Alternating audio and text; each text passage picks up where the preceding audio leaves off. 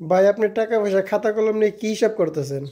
বা হিসাব করতেছি, ঈদ আইতেছে, ঈদের বাজেট কাকে কত টাকা দিতে হইব এটার হিসাবপত্র করতেছি।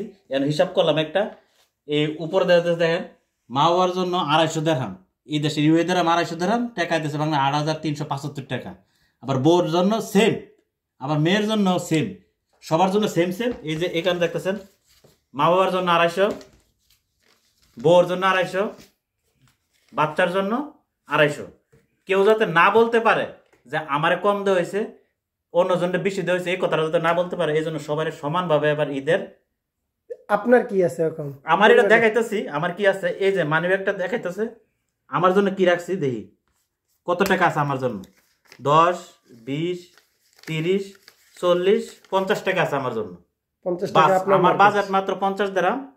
আর বাকি যা আছে সব হইলো পরিবারের জন্য, তারপরে যেন তারা খুশি থাকতে পারে, ঈদটা সুন্দরভাবে করতে পারে। যদি এরা ভালোভাবে ঈদ করতে পারে তাতে আমি খুশি, কারণ আমি তো একজন হইলাম প্রবাসী। এখন যাব টাকাটি ছেড়ে দেওয়ামু, টাকা পায় যেন তারা সুন্দরভাবে ঈদ টিদ করতে পারে। আপনারা যারা প্রবাসে আছেন আপনাদের বাজারটা কিরকম বা কতটুকু পরিমাণ, প্লিজ কমেন্টের মাধ্যমে একটু জানাবেন।